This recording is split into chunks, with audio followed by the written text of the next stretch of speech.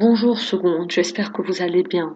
Je vous ai préparé cette petite vidéo pour faire un rappel du nombre de moles et pour que vous soyez toujours au courant. Donc au fur et à mesure, je vais vous envoyer des vidéos et des préparations à faire et on fera aussi une séance de classe virtuelle, c'est-à-dire en ligne. Je discuterai avec les délégués concernant les détails. Alors, concernant le nombre de moles, je vous rappelle, une mole, c'est un ensemble de 6,02 fois 10 exposant 23 particules ou bien entités.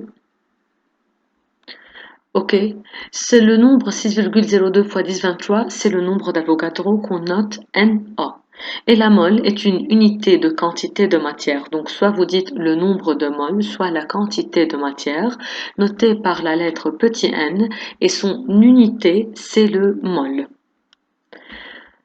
On peut la calculer par différentes formules selon les cas, selon la situation, selon ce qui est donné.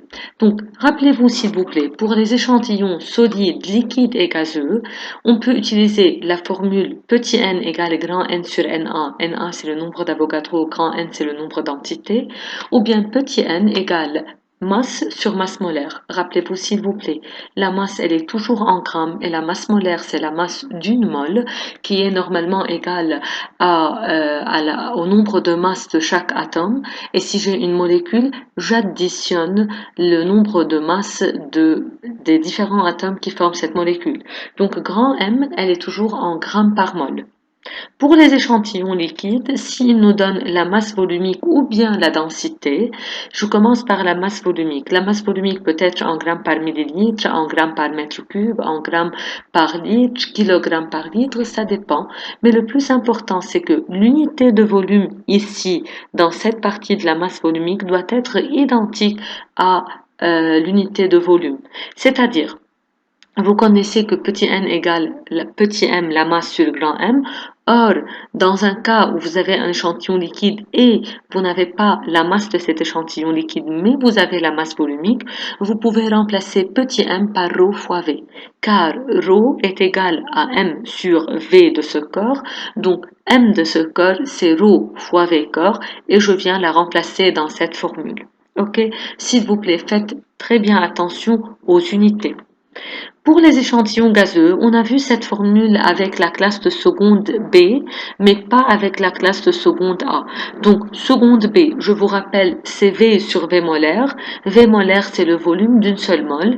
Et pour les secondes A et aussi les secondes B, s'il vous plaît, regardez avec moi ces deux diapos qui suivent. Donc, c'est quoi le volume molaire? Quand j'ai un échantillon gazeux, ils ne m'ont pas donné ni la masse, ni le nombre d'entités, et ils me demandent de calculer le nombre de moles. Donc, dans ce cas, on a recours à la dernière formule de nombre de moles qui permet ou bien qui va utiliser ce qu'on appelle le volume molaire. C'est très semblable à la masse molaire. Comme vous êtes en train de dire que la masse molaire, elle est la masse d'une mole, le volume molaire aussi, c'est le volume d'une mole d'un gaz. Uniquement, le volume molaire, c'est uniquement pour les échantillons gazeux. Mais il faut savoir que ce volume dépend de température, des conditions de température et de pression. Ils ont fait les essais en travaillant à des températures de 0 degré Celsius et dans les conditions de pression dans laquelle la pression vaut 1 atmosphère, chaque mole d'un gaz, chaque 6,02 fois 1023 entités de ce gaz, occupe un volume de 22,4 litres. C'est pour cela qu'on a défini un paramètre qui est appelé volume molaire, c'est 22,4 litres par mol. C'est pareil à la masse molaire, par exemple, pour C, A de C, c'est le nombre de masse de C, c'est 12. Donc, on dirait la masse molaire de A, c'est 12 grammes, la masse molaire de C, c'est 12 grammes par mol. C'est-à-dire, chaque mol de C pèse 12 grammes. Et si c'est pour les volumes, pour les échantillons gazeux, chaque mol de n'importe quel gaz occupe 22,4 litres uniquement quand on travaille à des températures de 0 degré et à une pression de 1 atmosphère.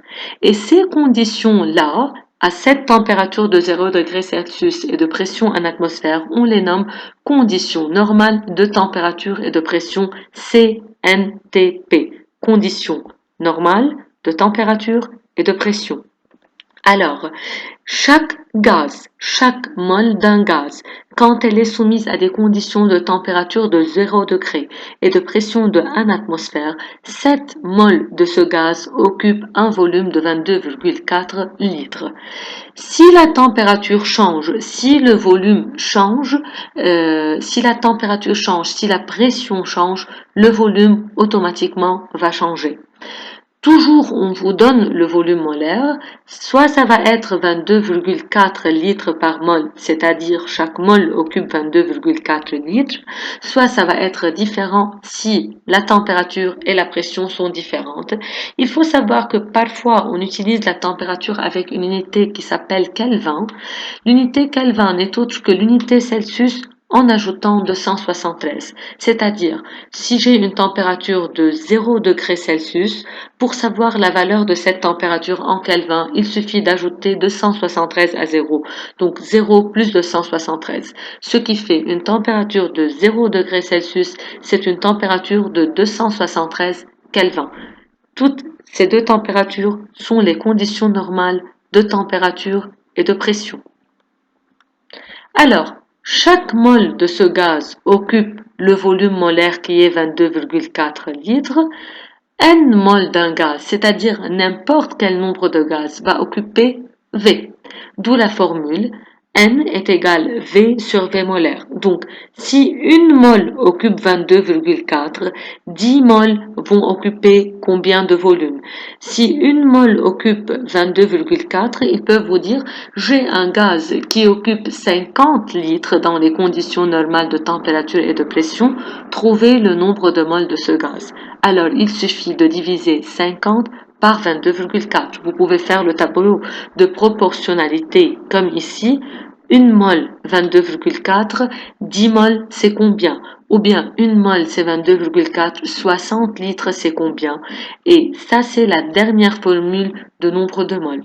Et il faut savoir deux volumes égaux de deux gaz différents qui se trouvent dans les mêmes conditions de température et de pression contiennent toujours le même nombre de moles, c'est-à-dire n'importe quel gaz. Si je parle de gaz qui est le dihydrogène et le diazote, si je prends 2 litres de dioxygène et 2 litres de diazote, et si ces deux volumes se trouvent dans les mêmes conditions de température et de pression, que ce soit les conditions normales ou pas, ces deux volumes vont renfermer exactement le même nombre de moles et inversement, c'est-à-dire si j'ai deux gaz qui se trouvent dans les mêmes conditions de température et de pression, renfermant le même nombre de moles, automatiquement ils vont occuper le même volume. Ça, c'est la dernière formule pour le nombre de moles et avec cette dernière formule, on termine notre chapitre. Donc, s'il vous plaît, je reviens ici. Ça ressemble, cette formule qui est pour les échantillons gazeux, ressemble beaucoup à cette formule-là. Ici, on parle de la masse, ici, on parle de volume. Et la différence, que ces deux formules sont utilisées pour n'importe quel type et quel état d'échantillon, alors que celle-là, elle est spécifique pour les liquides et celle-là, elle est spécifique pour les échantillons gazeux. OK?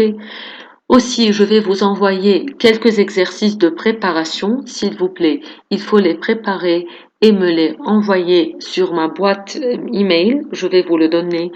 Et la semaine prochaine, lundi en principe, on fera une séance de classe virtuelle. On expliquera, on continuera les exercices et je vais répondre à vos questions. OK? Bon courage et prenez le maximum de précautions, s'il vous plaît. Bon courage.